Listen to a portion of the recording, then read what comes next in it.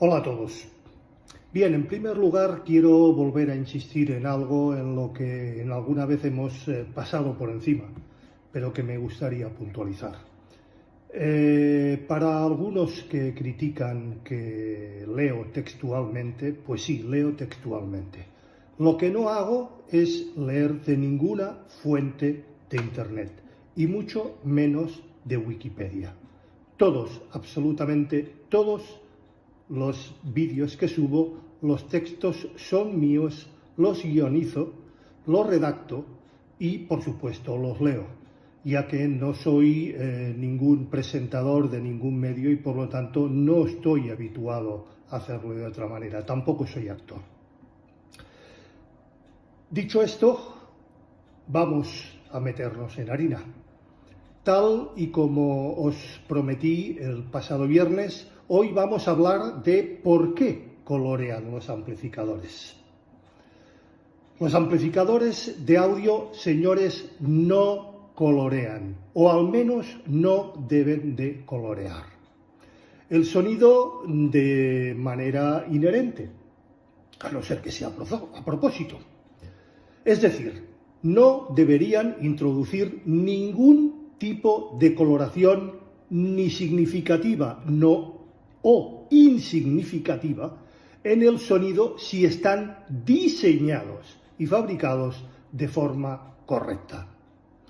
El propósito principal de cualquier amplificador es simplemente aumentar la amplitud de una señal sin distorsionarla ni añadir ninguna coloración de ningún tipo, ni ninguna otra cualidad no deseada. Sin embargo, algunos amplificadores de audio pueden tener características de diseño que afecten sutilmente a su sonido, tanto de forma inherente, insisto, como de forma burdamente provocada.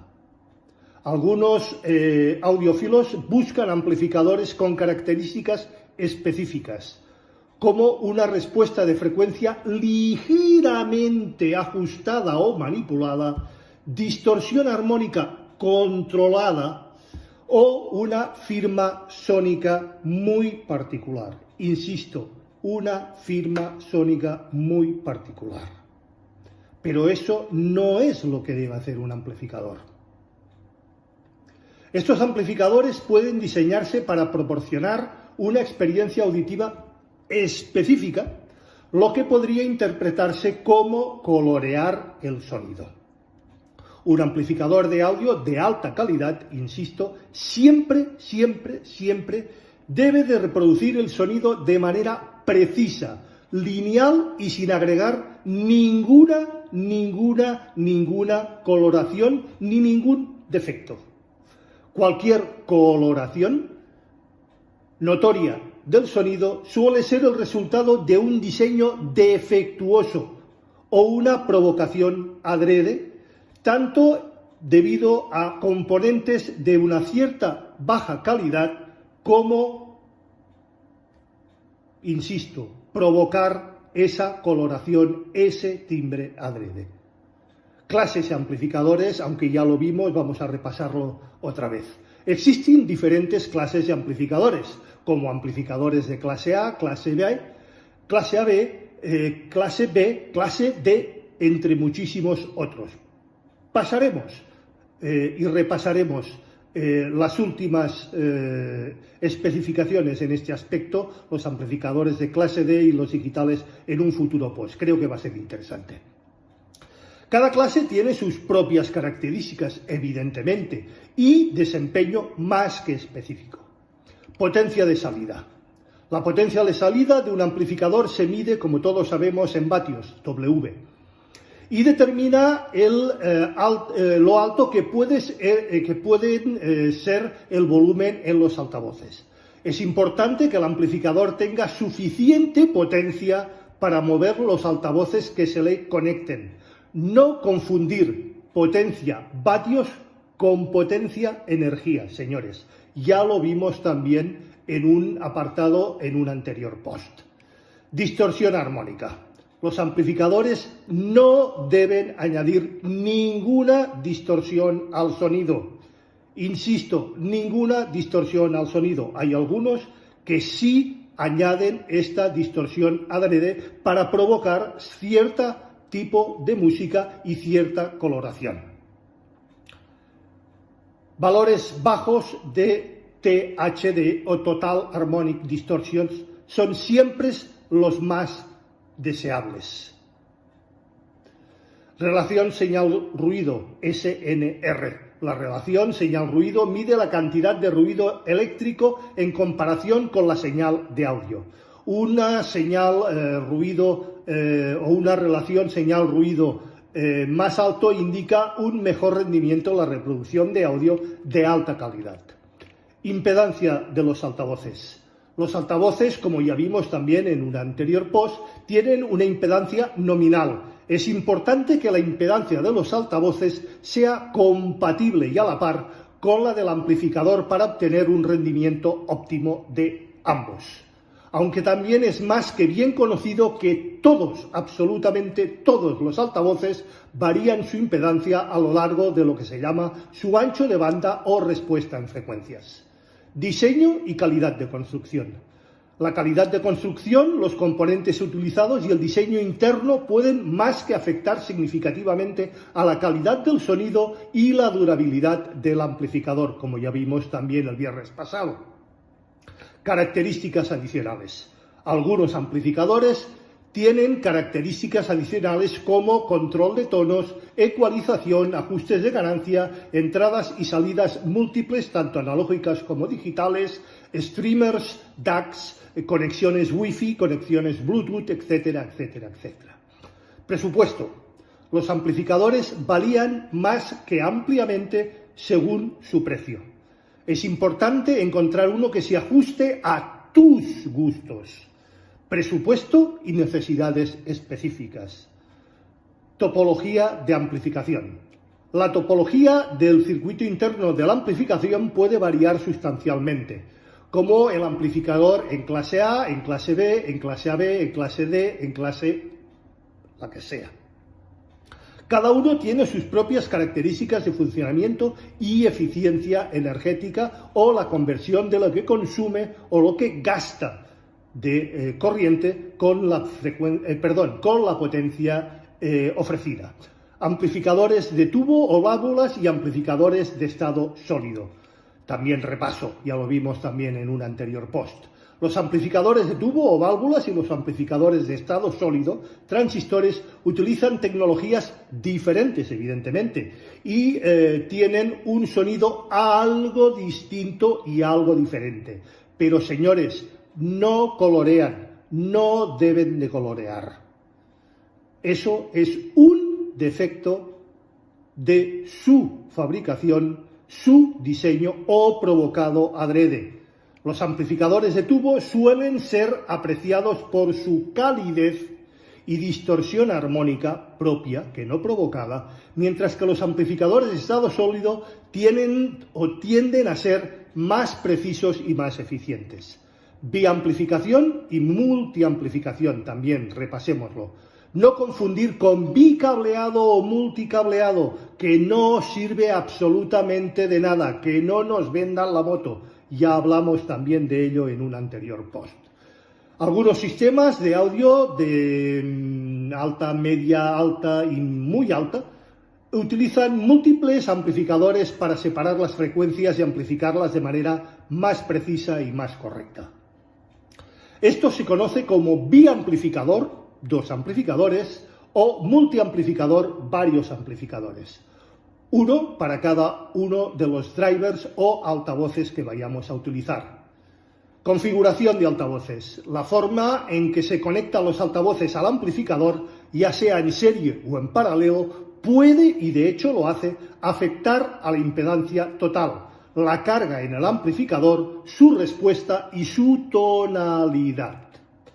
Refrigeración. Los amplificadores potentes pueden generar evidentemente mucho calor, por lo que una refrigeración adecuada es muy importante para evitar el sobrecalentamiento, la distorsión y otros innumerables problemas, como por ejemplo la coloración.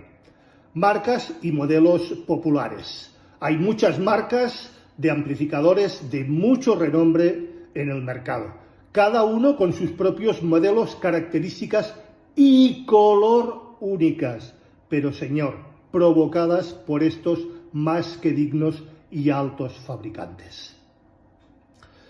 Los amplificadores integrados versus los amplificadores separados. Los amplificadores integrados combinan el amplificador con la etapa de potencia. El preamplificador es solo una unidad, mientras que los amplificadores señalados tienen componentes para cada una de estas funciones: preamplificación, amplificación, etc. Los amplificadores separados a menudo se consideran de mayor calidad. Características que no forzosamente tienen por qué ser verdad. Amplificadores de auriculares. Estos amplificadores suelen estar diseñados específicamente para mejorar la calidad cuando se usan o para auriculares.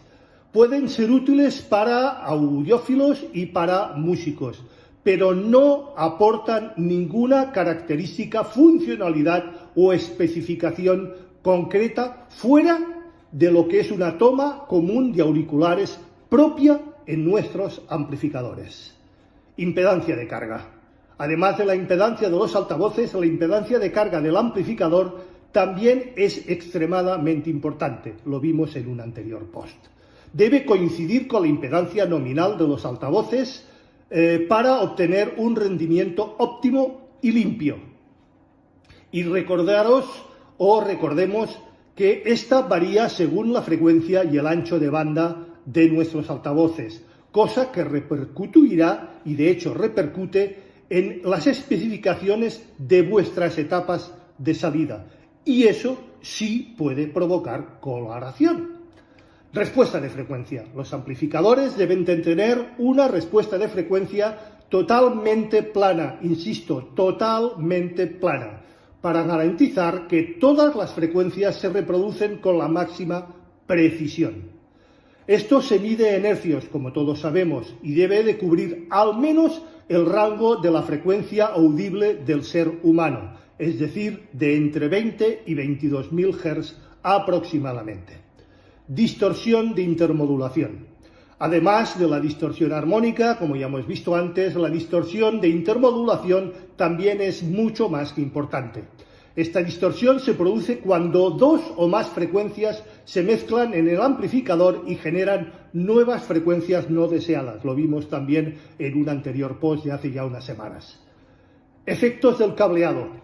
La calidad de los cables de conexión, y sé que voy a ser criticado por ello, entre el amplificador y los altavoces no influyen en absoluto en la calidad del sonido. Insisto, no influyen en absoluto en la calidad de sonido.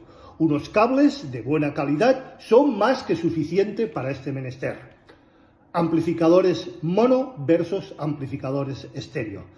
Los amplificadores mono tienen un solo canal, evidentemente, y se utilizan generalmente para alimentar un solo altavoz o bafle. Los amplificadores estéreo, en cambio, tienen dos o más canales y se utilizan para sistemas de audio estéreos o multicanal. De la utilización de uno u otros dependerá tan solo la diafonía y la relación señal-ruido, jamás la coloración. Mantenimiento. Como ya vimos también la semana pasada, es muy importante mantener debidamente ajustados sobre todo los vías de nuestros amplificadores a válvulas. Al igual que reemplazar las válvulas al final de su vida útil indicada por cada uno de los fabricantes. De las válvulas, no del amplificador. Como ya vimos también en el pasado post del pasado viernes.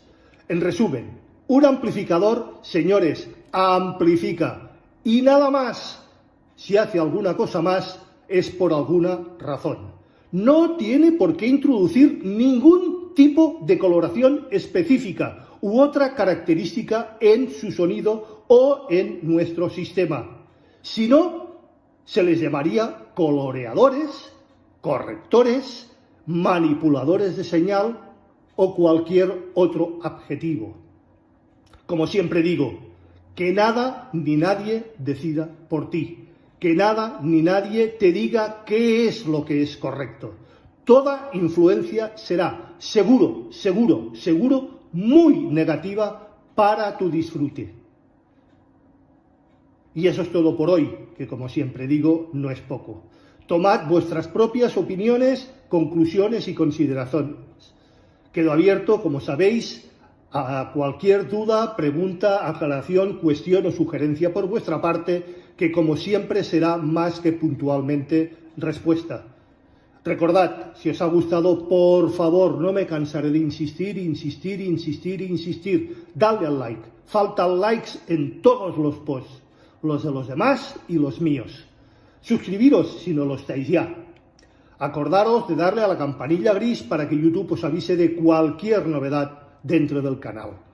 Y sobre todo, de cualquier novedad cada viernes a las 8, como ya estamos acostumbrados. Gracias, sobre todo, por llegar hasta aquí y por aguantarme. Nos vemos, si así lo creéis oportuno, el próximo viernes en un próximo capítulo de A las 8 estrenamos.